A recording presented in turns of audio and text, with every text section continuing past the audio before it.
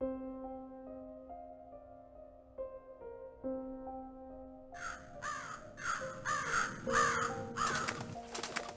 qui lisez êtes encore parmi les vivants.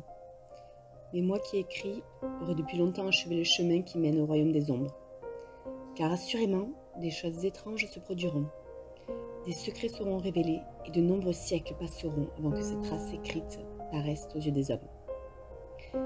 Et quand elles leur deviendront visibles, certains seront incrédules, certains douteront.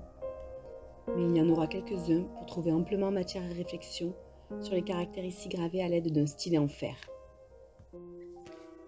Ça avait été une année de terreur et de sentiments plus intenses pour lesquels il n'est pas de nom sur la terre.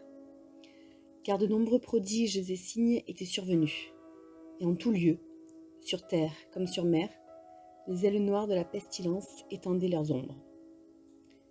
À ceux néanmoins qui étaient rompus à lire dans les étoiles, il n'avait pas échappé que les cieux présentaient un aspect funeste.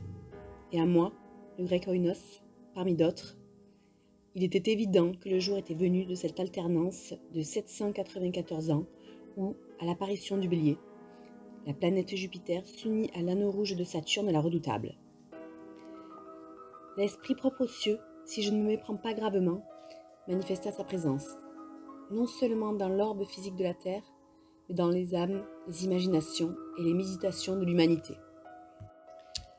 Autour de flasques de vin rouge de Chios, entre les murs d'une auguste salle, dans une ville lugubre appelée Ptolémée, nous étions assis une nuit au nombre de 7. Et à notre pièce, il n'y avait d'accès que par une haute porte de cuivre. Une porte qui, façonnée par l'artisan Coriolis, était d'un art si exceptionnel qu'elle se fermait de l'intérieur. De même des teintures noires, dans ces lieux lugubres, cachaient à notre vue la lune, les étoiles blafardes et les rues désertes. Mais les sombres prédictions et les réminiscences du malin, elles, refusaient d'en être exclues. Autour de nous se mouvaient des choses pour lesquelles je ne puis proposer de description claire. Des choses matérielles et spirituelles. Une lourdeur dans l'atmosphère. Une impression de suffocation. Une anxiété. Et plus que tout, ce terrible état que connaissent les nerveux quand les sens sont affûtés et aux aguets, tandis que le pouvoir de réflexion demeure en sommeil. Un poids mort pesait sur nous. Il pesait sur nos membres, sur le mobilier de la maison, sur les gobelets dans lesquels nous buvions. Et ainsi toute chose en était accablée, écrasée. Toute chose hormis les flammes des 7 lanternes en fer qui éclairaient nos festivités.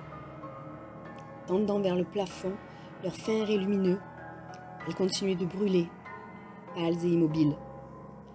Et dans le miroir que leur luminosité dessinait sur la table d'ébène ronde où nous avions pris place, chacun de ceux réunis en ce lieu contemplait la pâleur de son propre visage et la lueur tourmentée présente dans le regard baissé de ses compagnons.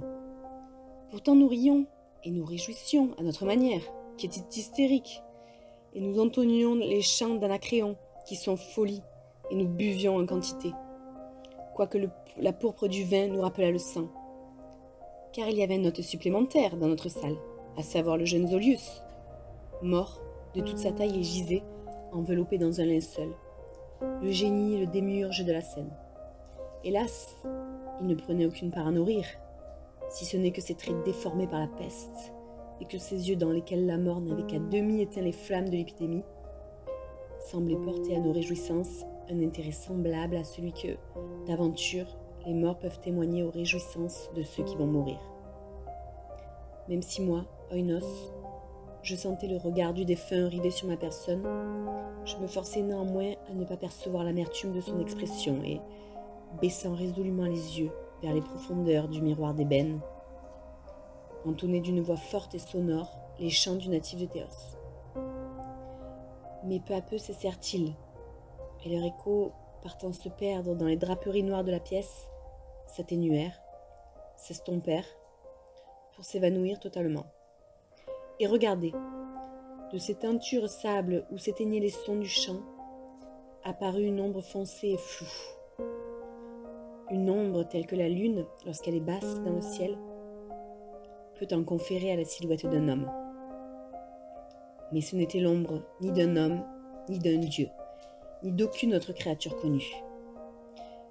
et frémissant un court instant au milieu des tentures de la pièce, elle finit par s'immobiliser à la vue de tous sur la surface de la porte de cuivre.